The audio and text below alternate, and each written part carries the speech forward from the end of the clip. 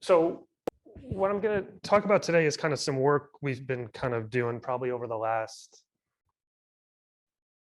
maybe 10 years or so, kind of using Bayesian nonparametrics to basically address various problems in causal inference and in missing data. And what I'm going to talk about today is kind of a Bayesian nonparametric approach to deal with kind of the setting of multiple mediators. I'll clarify what I mean by that kind of in a few slides, but just as a preview, what I'm talking about is kind of multiple mediators that are all measured at the same time, so contemporaneous, as opposed to kind of mediators that are being measured kind of at different times.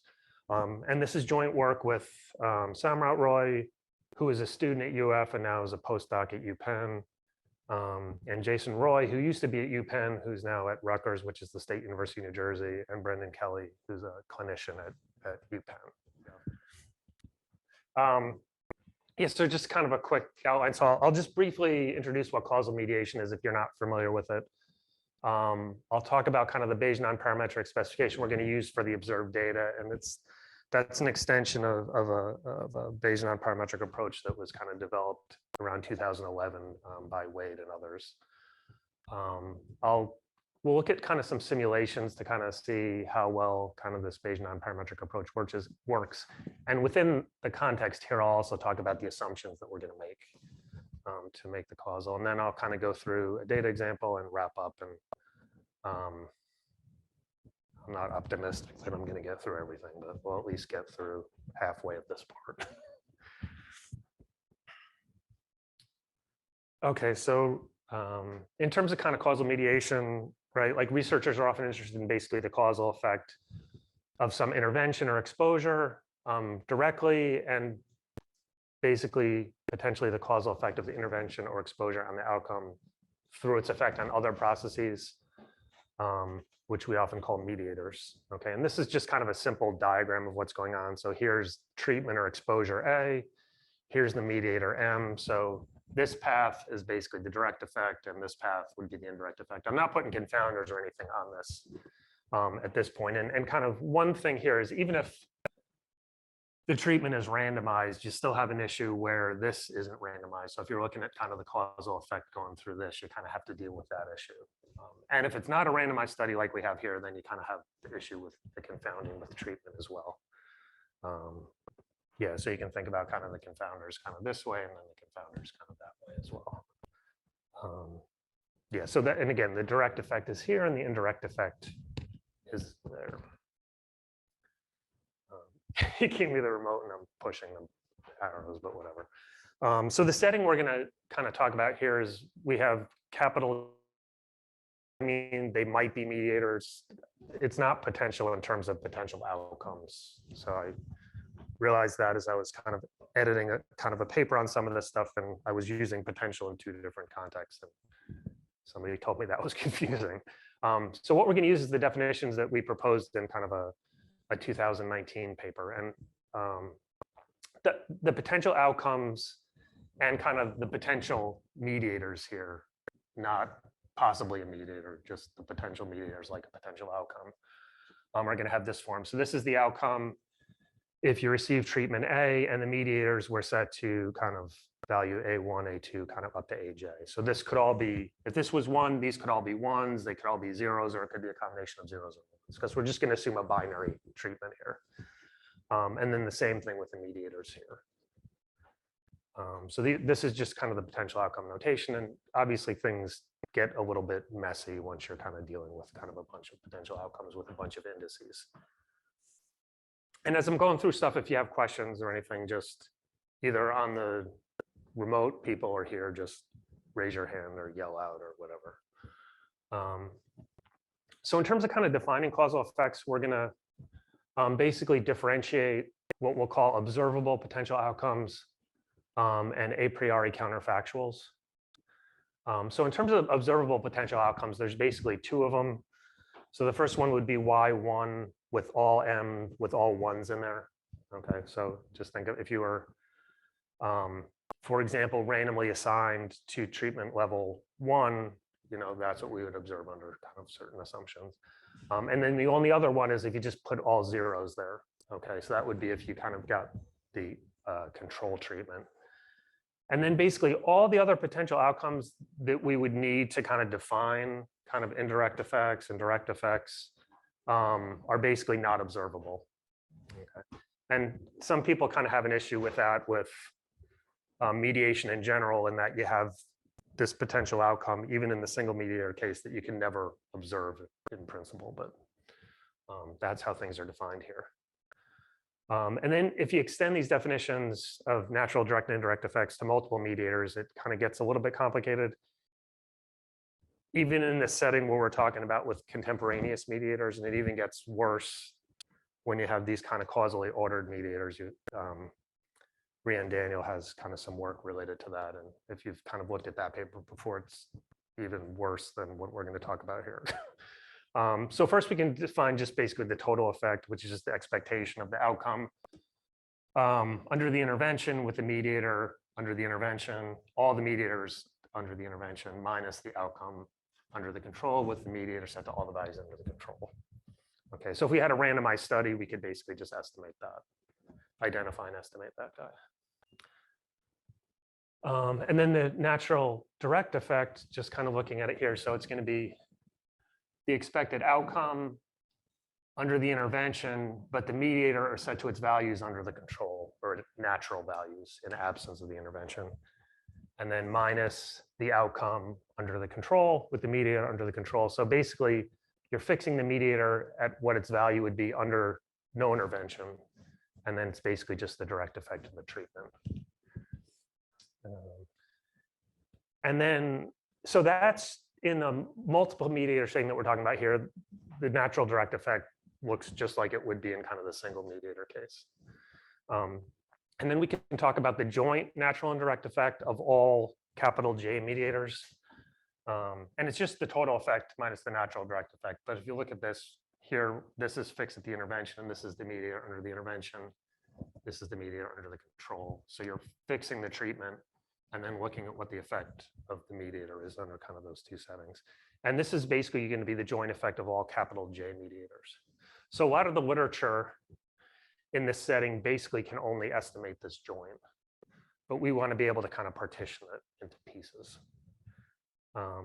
And other than the notation with capital J arguments here, kind of in the function to some extent, these are just basically the same as the single mediator case. So we want to be able to kind of decompose the joint natural and direct effect into the natural and direct effects corresponding to changes in different combinations of the J mediators, whether it be a single mediator, whether it be pairs of mediators, et cetera. You can imagine the decomposition gets, as big J gets big, there's like a zillion different combinations of these things. And in practice, what might often do is there's like certain combinations of the mediators that might be of particular interest. And if we get to the data example, we'll see that. So I'm just going to illustrate this here for the case of capital J equals 3, just to keep things kind of, and it's obvious to see how it extends beyond J equals 3. So we're going to decompose it, and the easiest way to see the decomposition is just look at like a Venn diagram. So the joint natural and direct effect is just all of this together. And then like this is the pairwise effect of 1 and 2, et cetera. And then this is like the indirect effect of just the first mediator, for example. So basically this is for the J equals 3 case, this is basically just the decomposition. Yeah, and then kind of just notationally, just kind of quickly. So the natural and direct effect for the first mediator is basically all we're changing is kind of the first mediator here under intervention, and the first mediator here is under control. And the way we're defining these, we're always defining them with like a observable potential outcome here. Because you could do other kind of decompositions to kind of get these effects as well. And obviously, to get this and to get all these individual ones, we're going to have to make assumptions, obviously. And we'll kind of see how those assumptions work in a few slides. And then the pairwise effect, same thing. If you're looking at 1, 2, here 1, 2 is 1, 1, and here the 1, 2 is 0, 0. Yeah. Can you just remind me of this notation that M and numbers in the brackets, are these binary mediators? No. Okay. No. Yeah. Let me. Yeah. So this is kind of the first mediator under the intervention. 1 being the intervention arm. This is the first mediator under the. Okay. What I'm saying is why you're probably confused with that question. So this is just the first mediator set to what it would be under the intervention. So this is A. Okay. And this is the first mediator set to what it would be under the control arm. Okay. So depending on what the value of A is, that's right. It's gonna translate. Yeah. So it's almost like this is to kind of make the note. Well, this is make the notation. Direct mapping from A space to mediator space? Yeah. You could write this a little bit tighter as like M1, 1, comma, M2, 1, M, but I'm just kind of using this notation here. Is that? But you're assuming that given A, M is deterministic.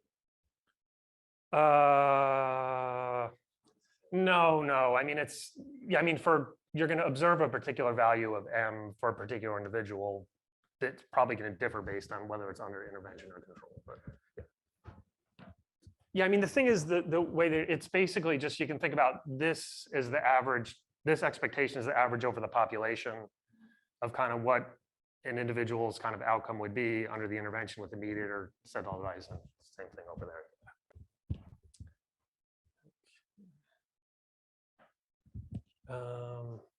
Yeah, and this is kind of just what I had said before, so why don't we kind of just move along. Okay, so we're going to need basically 3 causal assumptions to basically identify the joint natural indirect effect, and also to be able to partition it up or decompose it into kind of all these individual and pairwise, etc.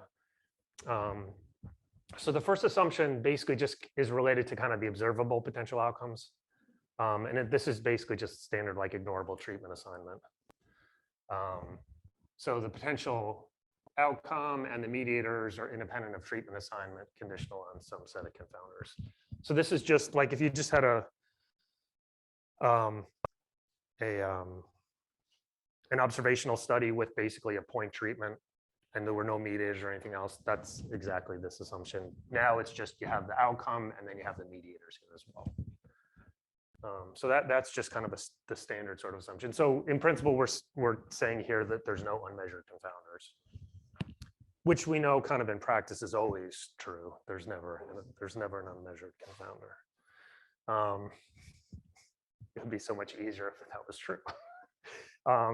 Okay, so the key assumption to kind of push this all through is what I'm calling here assumption 1. So I'll just kind of say it in words and then we'll look at kind of a few expressions to kind of see what it implies. So under the exposure A equals 1, the conditional distribution of the potential outcome, okay, given the values of all the potential mediators and the confounders is the same regardless of whether the mediator values were induced by treatment or control.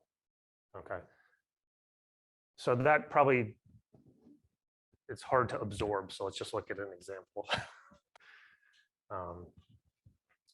Okay, so here's an example here. So this is just kind of, just don't even think about trying to like partition up the joint natural indirect effect or anything at this point. So what this is saying here, the conditional distribution of basically the potential outcome under the intervention. So that's just intervention and then the mediators to all the values of the intervention. Conditional on that set of mediators being equal to M. So this is a 3-dimensional vector here. And conditional on confounders is the same as the conditional distribution of the potential outcome, this guy. Conditional on the mediators under the control being the same value as the mediators under the intervention, and the confounders being conditioned on the same values. So to kind of get at like this, you'd have to integrate over this stuff. But we're basically kind of equating the conditional. So if the mediator values are the same, doesn't matter whether they came under the control or under the intervention. And then we're also kind of conditioning on whatever the confounder values are here as well. You're saying as long as an individual is in a certain profile in terms of the mediators, it doesn't matter Right. Right. It doesn't matter how the mediators kind of got to those values, basically. And with all these sort of things, right, and it turns out, without kind of getting into the decomposition stuff that we're talking about here, this assumption is very, actually that doesn't help there. It's like very similar to kind of the sequential ignorability assumption that people typically use for kind of causal mediation. It gets you to the same place. It's not exactly the same assumption. The appendix to that 2009 paper I was talking about kind of makes the connection kind of between the two, but this is kind of very simple, similar to like a sequential ignorability. But kind of given kind of the thought process behind this, so it doesn't really matter kind of where the mediators came from in terms of the interventions, as long as it's this value.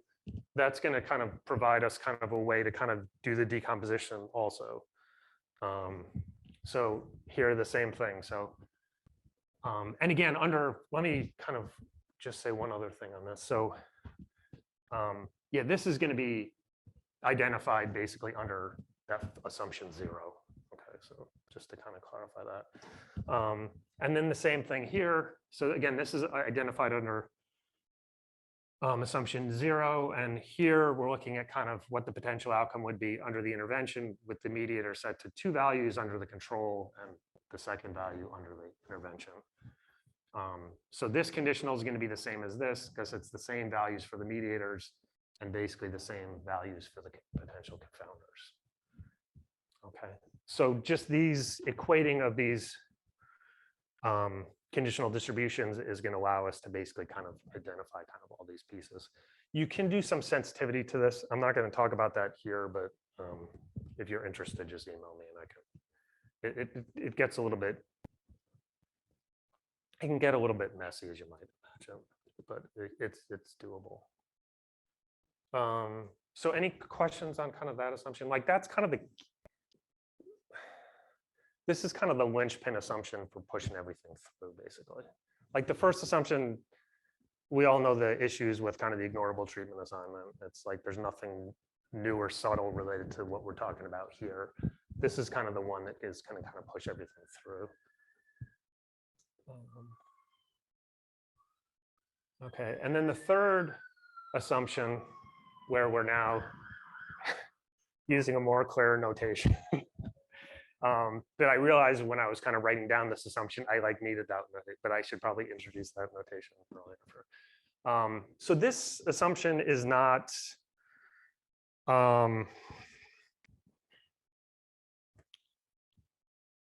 required for identification, but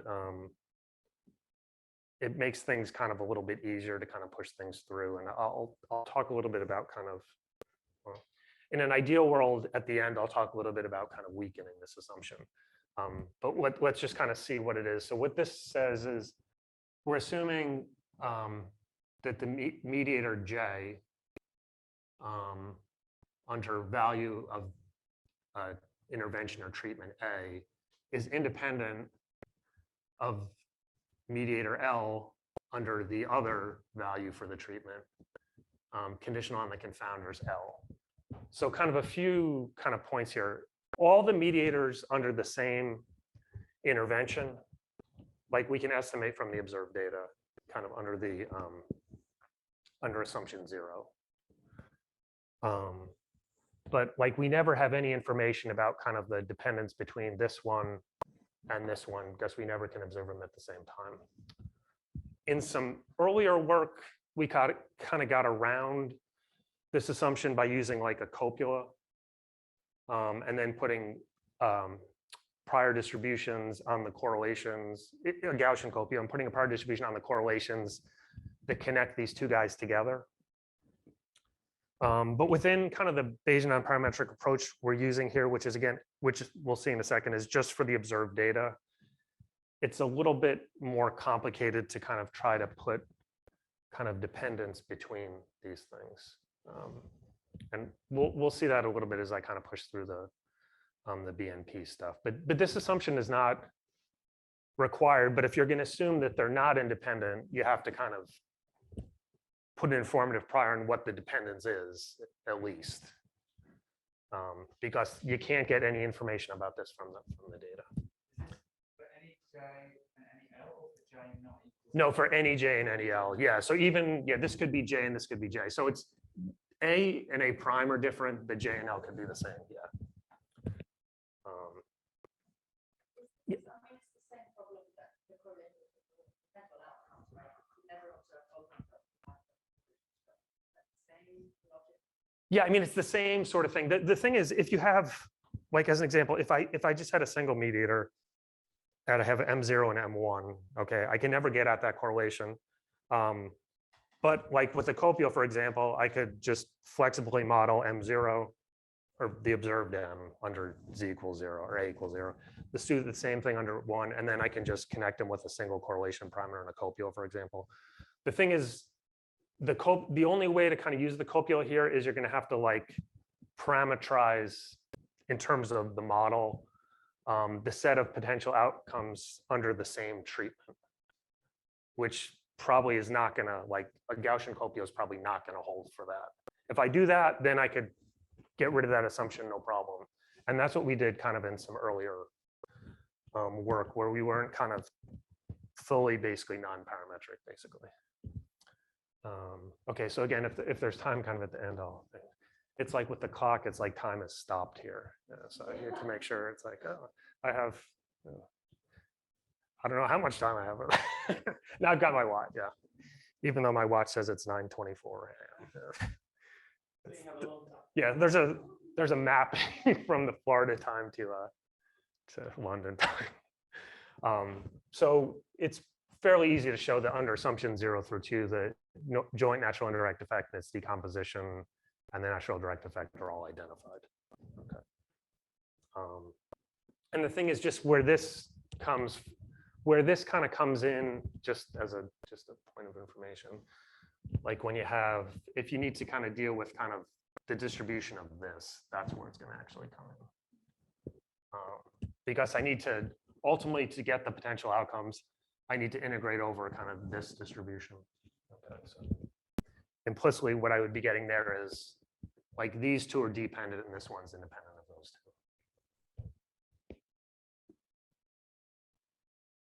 Okay, so just quick, so the there's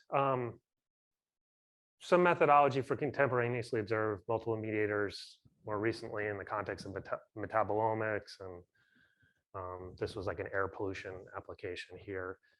Most of the early work were just simple extensions of like linear structural equation models, like just from the original Barron and Kenny stuff in '86. And they basically assume that the joint effect of the mediators is additive. So if I just add up the individual natural indirect effects, I'll get the joint. And there's been some work kind of in the context of kind of high dimensional mediation, again, where the mediators are all measured at the same time. I'm not kind of reviewing here the literature on causally ordered kind of mediators. But most of these are basically parametric and additive. So basically what's kind of lacking in kind of most of this are basically flexible specifications for the observed data. Okay. Even the earlier work we did was we kind of messed things up in terms of copializing things, and kind of we're messing up kind of the observed data distribution from that. So it's the flexible specification and also basically being able to identify basically non-additive individual effects, which you get easily enough from the pairwise effects and the three-way effects, et cetera. And just kind of I'm not going to kind of go through the details here, but just to kind of see the observed data models that we actually need to deal with, essentially. You can use, in our framework in general, you can use G-computation to compute these potential outcomes, right? So what we're going to need to kind of compute those, just looking at kind of this expression here without going into detail of it. So we're going to have kind of this high dimensional, potentially high dimensional regression here. Okay. And then we're going to have the conditional distribution of these capital J mediators, conditional on whatever treatment they came from, and then conditional on the confounder, and then we're going to have to integrate over all these things. So we kind of want to make sure we don't kind of misspecify this, and we also have to make sure we don't want to misspecify this. And this one's going to be practically impossible to not misspecify if we're going to be parametric, essentially. So there's a need for complex regression and dependencies, which kind of naturally makes me think about kind of trying to use Bayesian nonparametrics for this sort of problem. And we're going to extend this enriched Dirichlet process mixture, which I'll talk about on the next slide. But any questions before we kind of leave the first section on the top there? So what we're going to do is an extension of this enriched Dirichlet process mixture, and I'll walk us through it here. To basically, so this was developed by Wade in a series of papers in 2011 and 2014, to an additional level of nested clustering. So we can think about, there's one outcome, we have capital J mediators, and P+1 covariates confounders. There's basically P covariates confounders and then the one treatment. That's where the that's why I wrote it as P+1. So a lot of these Bayesian nonparametric approaches, right, they kind of cluster essentially kind of the observed data. So the observed data here would be like Y, M, and L. So the motivation behind kind of this enriched Dirichlet process mixture was basically, just think about it in the context of kind of one outcome and P+1 covariates. If your objective is to kind of get at this guy, this expectation, if you think about kind of how the clustering is going to work, it's going to basically, the P+1 covariates are going to count much more in the clustering than kind of the one outcome. And the result is you kind of don't get as good an estimate of kind of, for example, this conditional expectation here. That's kind of the original motivation behind the EDPM. So what we're going to kind of extend that to is kind of basically a 3-level thing where we have kind of the Y's in the first level. Yeah, so before it was basically the levels were Y without M, and then no 2, and then 3, which is just A and L together. So we're adding kind of this intermediate thing here involving kind of all these regressions involving M, because those are kind of very important here as well. So, okay, so this is kind of the form of it. So if you've done stuff with like Dirichlet process mixtures before, what we're kind of putting the Dirichlet process on is the distribution of basically all these parameters here. So here's the parameters corresponding to the Y part. Here's the parameters corresponding to basically the J mediators for each individual. That I is individual here. And these are basically the parameters corresponding to kind of the covariates. So if we did a regular Dirichlet process mixture, those guys would all come from some distribution P, and we put like a Dirichlet process on that distribution, and there'd be one alpha over here and P naught. So basically kind of how this thing works is what we're going to do is kind of what implicitly happens is we're first going to kind of do clusters based on the Y's. And then given a particular Y cluster, within that, there's going to be a bunch of clusters associated with the M's. And then given a Y and an M cluster, there's going to be clusters associated with the X's. That's the basic idea, but without kind of getting into kind of extreme detail. So all we've basically kind of done is kind of extend this original enriched Dirichlet process, which you could call EDP2, but it was just an EDP. So there's basically one extra kind of precision parameter here, which basically gives us the 3 levels of the clustering. And yeah. These are continuous parameters, or that's because the Dirichlet process thing is going to be a discrete. Yeah. Okay. Yeah. No. So these are all kind of continuous parameters, and then yeah. So then this thing is going to be continuous. Yeah. Yeah. I mean that's the clustering is kind of giving us kind of a discrete set of values, kind of all these things basically. Okay. Yeah. So the other thing is. Within the specification, we're assuming kind of that the covariates are basically locally independent. And we're also at this point assuming the mediators are kind of locally independent as well. In terms of kind of the joint estimate we're going to get from this, they're not. Just think about a latent class model where you assume local independence and you average over the classes and you get dependence. It's the same sort of thing here. And I'll talk about kind of weakening this all the way over underneath the talking thing. So there's basically kind of two local regressions here, and we just typically assume that those are just kind of simple GLMs with linear and additive covariate effects. You can make it more complicated, but that's kind of often the default. And then kind of these guys are locally independent, as I mentioned. So you can kind of extend this from kind of the original stick breaking representation of Seth Raman to the square breaking formulation of the regular EDP to basically this is like a cube breaking kind of formulation. So you can write it basically as an infinite mixture here, where basically kind of here are the Y clusters, if you want to think about it with their associated weights or components. Let's just call it clusters because it's easier to say. And then within each Y cluster, J, there's a bunch of M clusters, and then within each M cluster, within each Y and M cluster, which is the JL here, we have basically a bunch of X clusters. And then these all just have the standard stick breaking representation. I won't kind of go into the details on that. So that's kind of what the joint looks like. And yeah, that's what the joint looks like. So that's kind of helpful to just kind of look at what the form of kind of the conditional distribution of like Y and M, Y given M and X is, and also kind of M given X. So you can kind of write the conditional this way, which is basically just these simple parametric models here, but they're weighted by something that's a function of M and X, which kind of very clearly makes it very clear that kind of it's going to allow for interactions and nonlinearities and that sort of stuff. And basically what this comes from is like this times that is the joint. And then the denominator of this guy is basically just the marginal of M and X.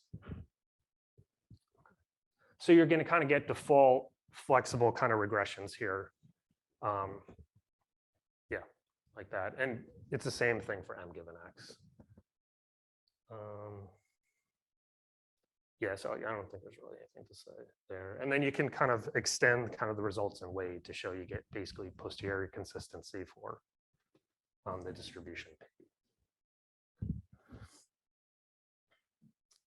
Okay, posterior computations, you can basically just extend the generalized Pauli-Ernst sampler, in particular algorithm 8 in this paper by Neil, and you just modify it for the 2 levels of nested clustering. Basically just kind of coding up this part is just like an exercise in bookkeeping, keeping track of kind of the different levels of the clustering. If you specify P naught as basically conjugate priors for the parameters in these things, the updates are kind of fairly simple. And then the G computation is basically just a Monte Carlo integration using the posterior draws that you can basically completely parallelize. Like you don't need to do the G computation or the Monte Carlo integration at the same time as you're doing the MCMC. You can just kind of do it after the fact. You can do it all at the same time, basically.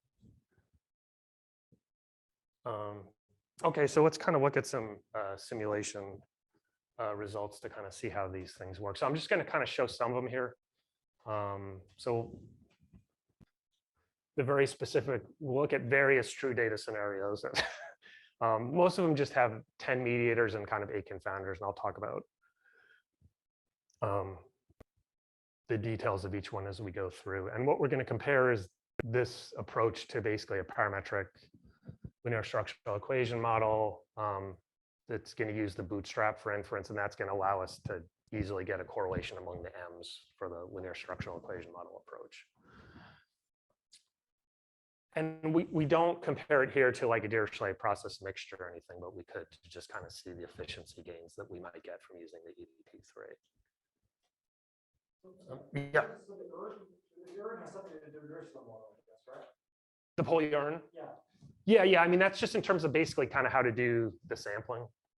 Yeah, it's basically just, you can think about it related to kind of assigning the individuals to the different clusters. And it's going to depend on basically, among other things, kind of how many individuals are already in that cluster.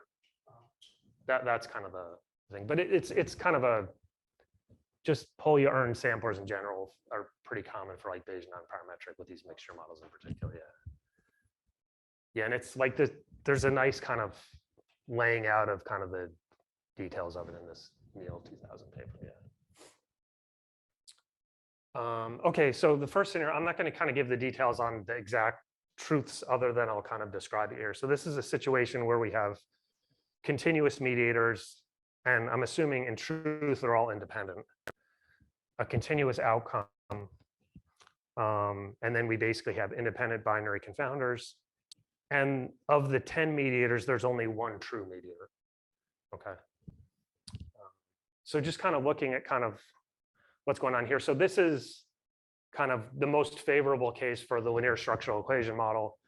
And it's also kind of a fairly favorable case for kind of doing the Bayesian nonparametric thing, because I'm basically, I have simple regressions, and with the independence, I'm assuming we don't even have to worry about the local independence, basically.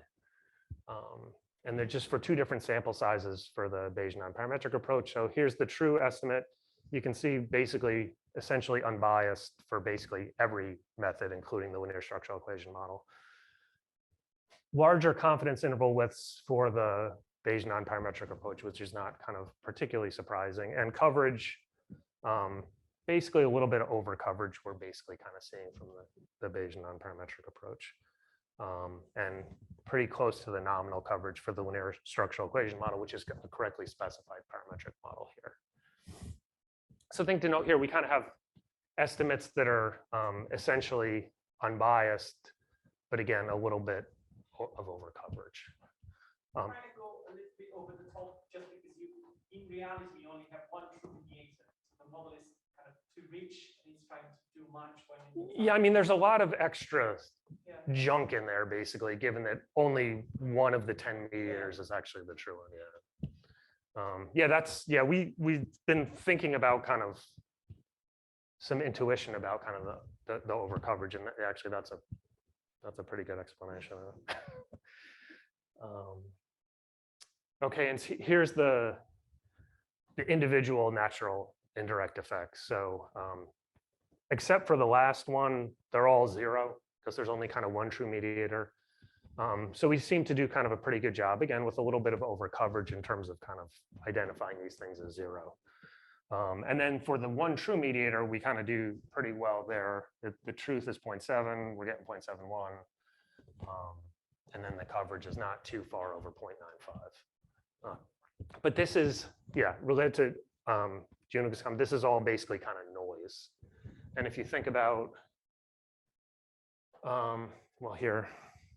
if you think about this conditional, right, of the 10 M's that are in here, you only need one of them. So you could kind of do, you might think about in practice wanting to do some kind of mediator selection, and I'll talk about that at the end. It's a little bit complicated in kind of this setting. Whoops. Okay, so scenario 3, we have continuous correlated mediators, a continuous outcome, and then basically the three true mediators are kind of have interactions among them. Okay, so there's going to be pairwise effects kind of among these mediators. So, so this is kind of in a not super large sample. This is going to kind of be more difficult because the mediators are all kind of correlated with each other. Again, we still have 7 mediators in the model that are not needed. Yeah, so we can basically see for the natural direct effect, we're doing kind of pretty good in terms of bias. The coverage is kind of getting up to the nominal level once we get up to n equals 2000. A little bit farther off for this joint natural indirect effect, but again, it's kind of more complicated kind of here. The bias is going down and the coverage is kind of getting to the nominal level. And the total effect kind of a similar thing. And we can see kind of with the parametric model, it's obviously misspecified. So like the coverage on the natural direct effect is 0. Okay, and then kind of looking, how do we do with the individual effects here? So again, we're doing kind of pretty good with some over coverage of the ones that aren't mediators. We're doing kind of fairly well kind of in terms of bias and in terms of coverage for basically the 3 true mediators. And this are the individual indirect effects. And then for the pairwise effects, again, a little bit of over coverage, but we're still kind of doing pretty good kind of on those as well. And these are just for the n equals 1000 case. They get better for n equals 2000. And then kind of the last scenario is based on kind of the real data, which we'll talk about in a sec. So the real data had a smaller sample size, 100 and 300. It had binary mediators, binary outcomes, and binary confounders. And we specified the truth to be fairly complicated functional forms for the conditional distributions. And there were kind of no true mediators. It's like giving away the answer of the data example. So what we can see here, again, the coverage is pretty good. The bias is quite small. Yeah, and obviously the confidence interval width is going down with the sample size. So, and yeah, again, similar thing. These are just the individual natural indirect effects here. So we kind of do a pretty good job in general of kind of noting that these things look like they're zero. Okay, so let's kind of jump to the data example here. So this was a study of 83 subjects on mechanical ventilation at risk for ventilator-associated pneumonia, or VAP. And previous literature suggests that low diversity of the respiratory bacterial microbiome is associated with basically risk for VAP. And then the suspected mediators here are basically antibiotic exposures. So that's kind of the setting here. This is kind of from the collaborator at Penn. Yeah, this was Jason Roy, who's now at Rutgers. It was his collaborator at Penn that kind of provided this data. So it's of interest to look at the effect of the individual antibiotics as mediators of the relationship between this bacterial community dominance and VAP. Don't ask me anything about kind of the biology of this because I don't have a clue. So the outcome is basically whether you have this ventilator-associated pneumonia within 30 days. The exposure is the abundance of this particular bacteria in the microbiome that we basically just dichotomized here in terms of kind of low and high. And then there were basically 15 mediators, which are these individual antibiotics. And then we're kind of under, we didn't have a lot of confounders in our pocket here. All we had is basically 4 comorbidities. So we might be a little bit concerned about kind of assumption 0 here. Okay, so here's kind of what's going on. So the natural direct effect look like it's significant in terms of looking at kind of 95% credible intervals. The total effect is kind of almost significant and doesn't look like there's much of anything going on with the effect through the antibiotics, basically. And here's kind of all the individual effects of all these antibiotics. I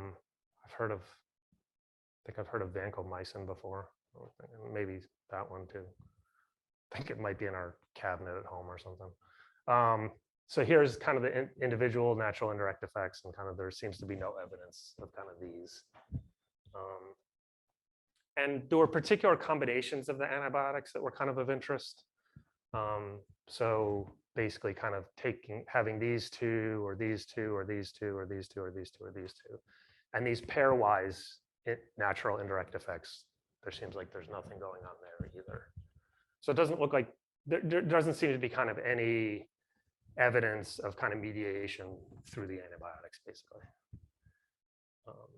And if thinking about it kind of connected to kind of the simulations we did, it seems like we do a pretty good job of figuring out when there isn't, a mediator is not important in particular.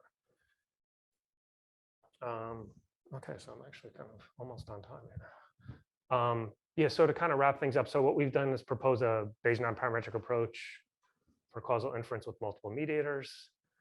We have a flexible, robust model for the observed data. With assumptions, we can partition these joint natural indirect effects into individual effects, pairwise, et cetera.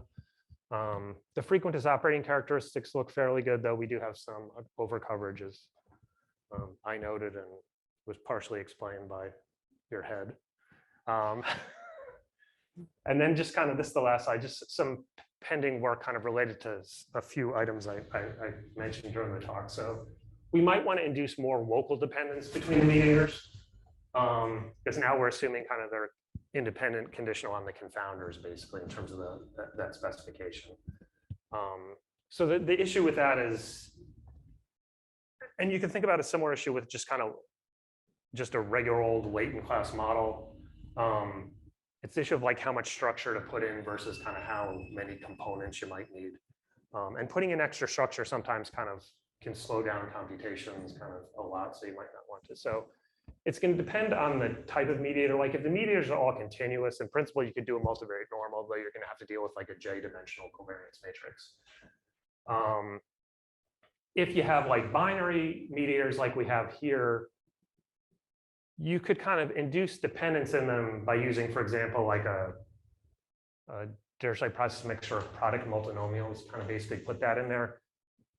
But then it's going to be kind of difficult to explicitly allow the distribution of M to depend on X's without making it particularly complicated. So it's basically kind of the choice kind of computationally is I could make the M's dependent and probably not put the dependence on X explicitly. They're still going to depend on X. And the easiest way to kind of see that, let's see if this is this thing moves pretty fast. Here, so even if this doesn't depend on X, this is still X here, okay.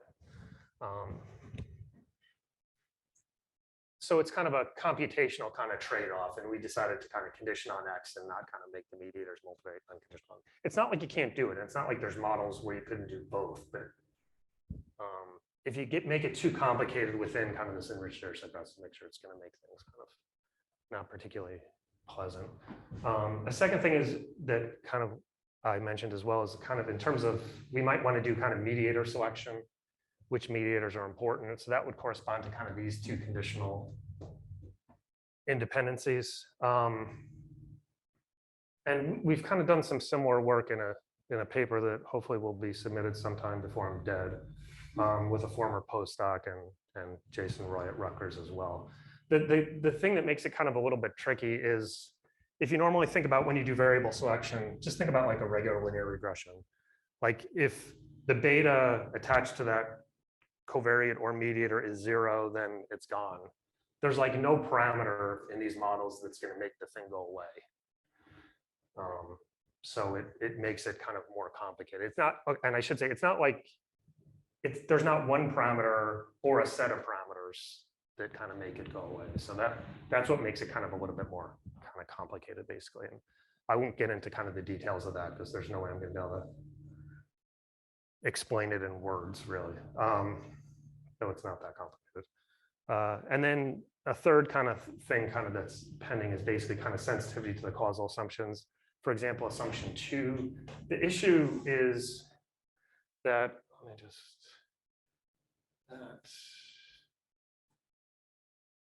I'll just think here. I just have a model basically for the observed M's. And the set of M's on a particular treatment, I can kind of estimate that joint, right? And I'm getting that joint from here. And the set of M's on another treatment, I can get that joint. That's no problem at all. And then there's going to be these kind of complicated multivariate distributions, kind of conditional on X's, that I'm going to get from this thing.